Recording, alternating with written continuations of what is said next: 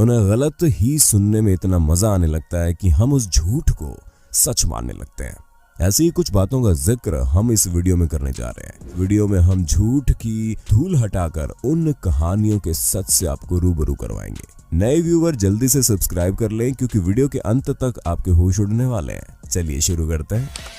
Great wall of China. चीन की दीवार प्राचीन वास्तुकला का एक उत्कृष्ट उदाहरण है। शायद यही वजह है कि दुनिया भर में, खासतौर चीन में, बच्चों को पढ़ाया जाता रहा है कि धरती पर चीन की दीवार एक ऐसी मानव निर्मित चीज है जो कि अंतरिक्ष से भी दिखाई देती है। क्या आपने भी ऐसा सुना है या ऐसा मानते आए हैं? अगर हाँ तो नासा आपसे सहमत नहीं है। नासा तो इस बात को साफ नकार चुका है। नासा का कहना है कि चीन की दीवार लो अर्थ ऑर्बिट से बिल्कुल भी नहीं दिखाई देती, लेकिन हाँ, अगर क्लाइमेट बिल्कुल साफ हो तो कुछ अंदाजा लगाया जा सकता है। लेकिन ऐसा होने पर सिर्फ चीन की दीवार ही नहीं बल्कि दूसरे बड़े स्मारक जैसे पिरामिड, एयरपोर्ट्स वगैरह भी देखे जा सकते हैं। कुछ लोग ये भी मानते हैं कि चीन की दीवार को नंगी आंखों से चांद से देखा जा सकता है, लेकिन आपको बता दें कि ऐसा कुछ नहीं होता है। जैसे इंसान के बाल को 3 किलोमीटर दूर से देखना यानी कि बिल्कुल नामुमकिन है, ऐसा लोग अमेरिकी चित्रकार रॉबर्ट रिपली की वजह से सच मानने लगे थे, जिसने 1932 से अपने कार्टून फीचर बिलीव इट और नॉट के साथ एक पार्ट बनाया था, जिसमें उसने चीन की दीवार को मनुष्य का सबसे शक्तिशाली काम केवल चंद्रमा से मानव आंख से दिखाई देता है बताया था। ये बात निश्चित रूप से बिना किसी सबूत के कही गई थी, क्योंकि इसके 30 साल बाद यूरी अंतरिक्ष में जाने वाला पहला इंसान बना। इसलिए अगर नंगी आंखों से आपको चीन की दीवार देखनी है तो आपको चांद पर नहीं बल्कि आपको चीन जाना पड़ेगा। लेकिन वहां भी आपको निराशा ही हाथ लगेगी, क्योंकि नॉर्थ बीजिंग के आसपास की दीवार की देखरेख सही की गई है, लेकिन बाकी हिस्सों में अब देखने लायक कुछ नहीं बचा। दीवार की हालत बहुत खराब हो चुकी है। इस दीवार को बनाने के लिए जिस सामान का प्रयोग किया गया था वो भी कुछ खास नहीं था, जिसके कारण आज ये दीवार 1/3 हिस्सा टूट चुकी है। आसपास के गांव के लोग भी अपने काम के लिए ईंट पत्थर दीवार से निकाल लेते हैं। दीवार के पत्थरों को चुराकर या तो आसपास के लोगों द्वारा घर या रोड बना ली गई है, या फिर उन्हें 7 से 8 डॉलर में चीनी सभ्यता का प्रतीक बताकर मार्केट में बेच दिया जाता है। 2012 की एक रिपोर्ट के अनुसार 22% दीवार तो बिल्कुल गायब हो चुकी है। आंख के बदले आंख लोगे तो पूरी दुनिया अंधी हो जाएगी। काफी लंबे अरसे से माना जाता रहा है कि ये लाइन गांधी जी द्वारा कभी कही या लिखी गई थी। शायद आप भी यही मानते होंगे, लेकिन सरासर गलत है। इस बात पर बहुत मतभेद है कि क्या गांधी ने ये शब्द कहे थे।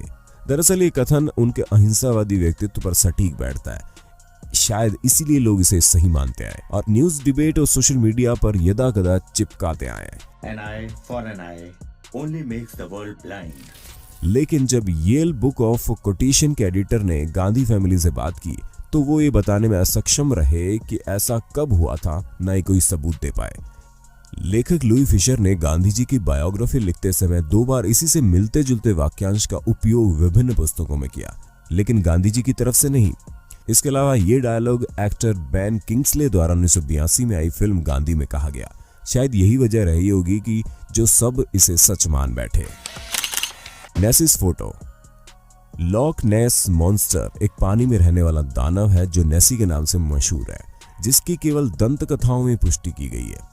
इस दानव के स्कॉटलैंड के लॉक नेस इलाके में निवास करने की कहानियां मिलती है, लेकिन इस जानवर के किसी भी तरह के असली होने के सबूत को खोजने के सभी प्रयास बेकार ही रहे।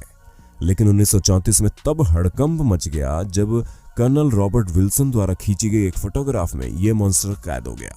इसकी आज तक एकमात्र तस्वीर खींचने वाले रॉबर्ट विल्सन ने बताया कि वो झील की तस्वीर ले रहे थे तो अचानक से उन्हें मॉन्स्टर बाहर निकलता हुआ दिखाई दे दिया। उन्होंने जल्दी से उसकी 4 फोटो ले ली, लेकिन 2 ही सही निकल पाई और एक ही वर्ल्ड फेमस हुई। फोटोशॉप भी उस समय नहीं था, इसलिए उस फोटो पर सबको विश्वास हो गया और लोगों द्वारा उसके देखे जाने की कई मनगढ़ंत स्टोरीज सामने आने लगी, ठीक भारत के चोटी कटवा की तरह। 60 साल तक सब उसे सही मानते रहे, लेकिन 1994 में इस राज से आखिर पर्दा उठ ही गया। दरअसल वो एक सबमरीन खिलौना था जिसे क्रिस पर्लिंग द्वारा बनाया गया। ऐसा बदले की भावना के चलते किया गया। क्रिस मर्माडुक का दामाद था। इस घटना से पहले मर्माडुक को नेसी के कुछ फुटप्रिंट मिले तो उन्होंने उसे अपने एम्प्लॉयर डेली मेल को दिखाए, लेकिन जब मालूम पड़ा कि फुटप्रिंट नकली है तो उनका मजाक उड़ाया गया। इसलिए डेली मेल से बदला लेने के लिए इस कारनामे को अंजाम दिया गया। नेसी की फोटो खींचकर डेली मेल को बेची गई, जिसे उन्होंने झट से खरीद लिया। FIFA world cup 1950। आप भी सोचते होंगे ना, कब वो दिन आएगा जब भारत फीफा वर्ल्ड कप खेलेगा। लेकिन जिन्हें पता नहीं उन्हें बता दे कि ऐसा नहीं है। 1950 में ब्राजील में हुए फीफा वर्ल्ड कप के लिए भारत ने क्वालिफाई कर लिया था। जिन्हें मालूम होगा कि भारत ने क्वालिफाई किया था, तो वो लोग ये भी जानते होंगे कि तब भारतीय खिलाड़ी बिना जूतों के नंगे पैर फुटबॉल खेलते थे। लेकिन नंगे पैर उन्हें इस टूर्नामेंट में खेलने की इजाजत नहीं मिली, जिसकी वजह से भारत ने नाम वापस ले लिया। लेकिन ये सिर्फ महज एक झूठ ही है। इसके अलावा बहुत मानते हैं कि तब ब्राजील का सफर लंबा और महंगा था और AIFF के पास इन पर खर्च करने के लिए समय और पैसे दोनों ही नहीं थे, इसलिए हम पीछे हट गए। लेकिन ये दोनों ही बातें गलत है, क्योंकि आयोजकों ने भारत को ब्राजील लाने के लिए यात्रा के ज्यादातर खर्चों का भुगतान करने की पेशकश की। लेकिन भारत इसलिए पीछे हट गया क्योंकि टीम सिलेक्शन से AIFF नाखुश था और प्रैक्टिस के लिए कम समय दिया गया था। टीम के कप्तान शैलेंद्र मन्ना के मुताबिक तब AIFF फीफा वर्ल्ड कप को ओलंपिक की तुलना में ज्यादा सीरियसली नहीं लेते थे। Largest employment.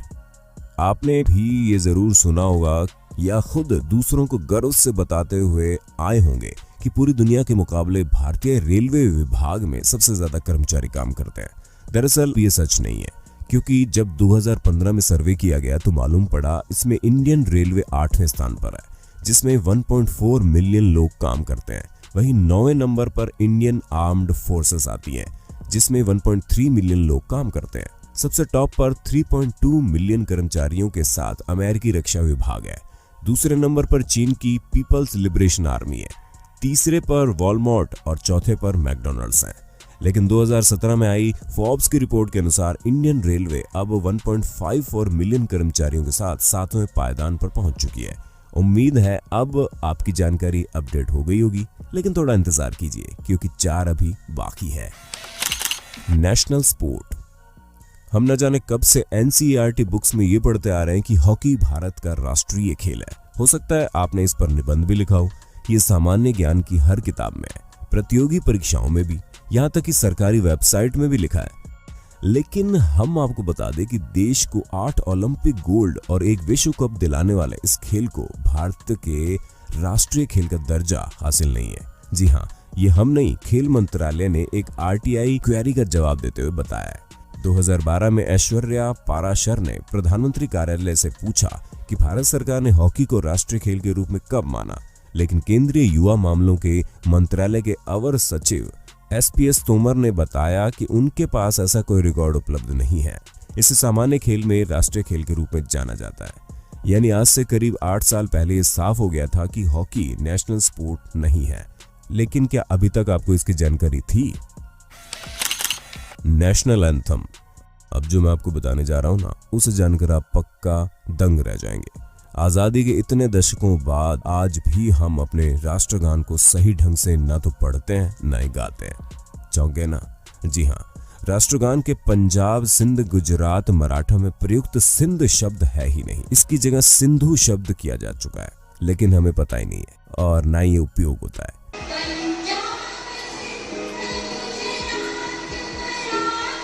जनवरी 1950 में इसे बदलकर सिंधु किया जा चुका है। दरअसल सिंध अब पाकिस्तान का प्रांत है, इसलिए इसे बदलकर सिंधु कर दिया गया, जो सिंधु नदी का प्रतिनिधित्व करता है। ये नदी है तो पाकिस्तान में, लेकिन बहती भारत की घाटियों यानी जम्मू कश्मीर में।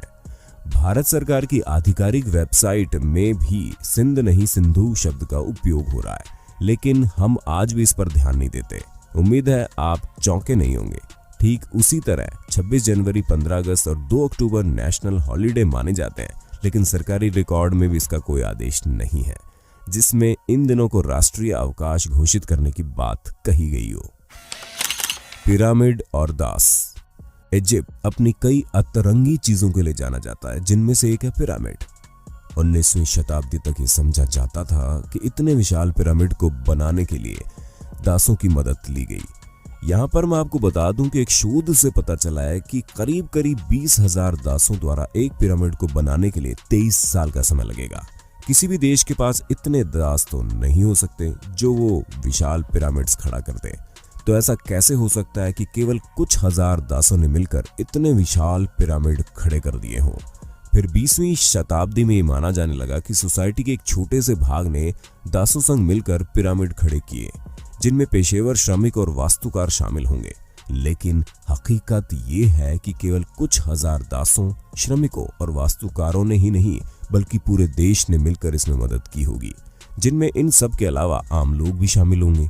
जैसे सोसाइटी के एक भाग ने पिरामिड्स बनाए होंगे, एक भाग ने उन तक सामान वगैरह पहुंचाया होगा, एक भाग दूर दूर से पत्थर वगैरह लाए होंगे, एक भाग ने इनके लिए खाना पानी जुटाया होगा। पृथ्वी पर मौजूद इस अजूबे का निर्माण सोसाइटी का एक छोटा सा भाग या कुछ हजार या लाख मजदूरों के बस की बात नहीं है। सेक्युलरिज्म। आज भी लोग ऐसा मानते हैं कि भारत 1947 में सेक्युलर हो गया, लेकिन अगर इतिहास के पन्नों को पलटा जाए तो समझ में आता है कि 1947 में हिंदुस्तान का बंटवारा ही धर्म के आधार पर किया गया।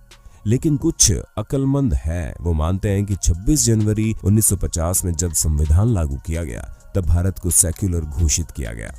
लेकिन हम आपको बता दें, ना 1947 में और ना 1950 में सेक्युलर शब्द 42वें संविधान संशोधन द्वारा सन 1976 में जोड़ा गया। किंतु ऐतिहासिक रूप से भारत में सर्वधर्म समन्वय और वैचारिक एवं दार्शनिक स्वतंत्रता अनादिकाल से चली आ रही है। उम्मीद है आपको ये वीडियो पसंद आई होगी, लेकिन अभी भी ऐसे बहुत से सच से झूठ की धूल हटाना बाकी है। इसलिए पार्ट 2 देखने के लिए ज्यादा से ज्यादा कमेंट कीजिएगा और वीडियो को लाइक और शेयर करना मत भूलना। नए यूजर जल्द से जल्द चैनल को सब्सक्राइब तो कर लें।